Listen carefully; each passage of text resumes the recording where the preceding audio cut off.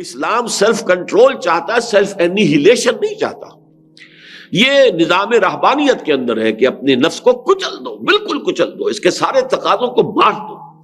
عیسائی راہبوں نے، واقعہ یہ ہے کہ اس میں جس انتہا تک وہ پہنچے ہیں نفس کشی کے اندر، تو اس کی شاید تاریخ کے اندر آپ کو دوسری جگہ مثال نہ ملے۔ ہندوؤں میں بھی یہ تپسیاں کرنے والے جو ہیں جس قدر شدید ریاضتیں کرتے ہیں، اسلام میں یہ نہیں ہے۔ لا رہبانیت فی الاسلام۔ اسلام نے تو اس کے برعکس تصور یہ دیا ہے کہ تمہارے اس نفس کا بھی تم پر حق ہے۔ حضرت عبداللہ ابن عمرو ابن العاص، جن کی ایک حدیث بھی میں ابھی آپ کو سنا چکا ہوں، ایک روایت، انہی کا واقعہ آتا ہے کہ ان کے بارے میں حضور کو یہ خبر دی گئی کہ یہ عبداللہ جو ہے، عمرو ابن العاص کے بیٹے عبداللہ، یہ تو ہر روز روزہ رکھتے ہیں اور پوری رات کھڑے رہتے ہیں، نوافل ادا کرتے ہیں۔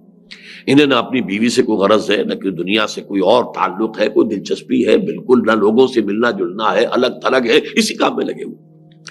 حضور نے بلایا، یا عبداللہ اولا مخبر انک تصوم النہار وتقوم اللیل، مجھے تو یہ اطلاع دی گئی ہے تمہارے بارے میں کہ تم روزانہ روزہ رکھتے ہو اور پوری رات کھڑے رہتے ہو۔ عرض کیا بلا یا رسول اللہ، حضور ایسا تو ہے۔ فرمایا لا تفعل، ایسا ہرگز مت کرو۔ فإن لنفسك عليك حقا وإن لزوجك عليك حقا وإن لزورك عليك حقا، تمہارے نفس کا بھی تم پر حق ہے، تمہاری بیوی کا بھی تم پر حق ہے، تمہارے ملاقاتی وزٹرز جو آئیں زیارت کرنے والے، ان کا بھی تم پر حق ہے۔ یہ سارے حقوق ادا کرنے، تو نفس کو بھی اس کا حق ادا کیجئے، لیکن یہ کہ وہ کیجئے اس طریقے سے کہ آپ فیصلہ کریں کہ نفس کو کیا دینا ہے کیا نہیں دینا۔ یہ نہ ہو کہ نفس کا جو تقاضا اندر سے ابھرا، نفس ما ہم کم ترس فرعون نیست لیکن ارعون ایرعون نیست، وہ فرعون بن جائے اور وہ یہ کہے جیسے کہ فرعون نے کہا تھا کہ الیس لی ملک مصر، کیا مصر کی بادشاہی میری نہیں ہے؟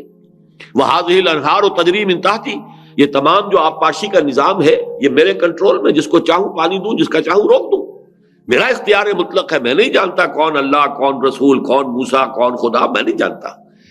اسی طرح میرا نفس بھی کہتا ہے، امام روم فرماتے ہیں مولانا رومی کہ نفس ما ہم کم ترس فرعون نیست، یہ فرعون سے کم نہیں ہے۔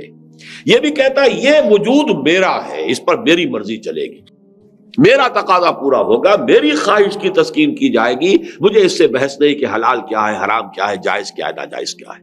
تو یہ ہے جو مطلوب شکل کہ اب آپ اس نفس حیوانی کو اپنے لیے استعمال کر سکیں گے، اپنی فلاح کے لیے، اپنی کامیابی کے لیے، اعلیٰ تر مقاصد کے حصول کے لیے، اونچی اونچی منزلوں تک پہنچنے کے لیے۔ یہ آپ کا مرکب ہے، یہ آپ کی سواری ہے۔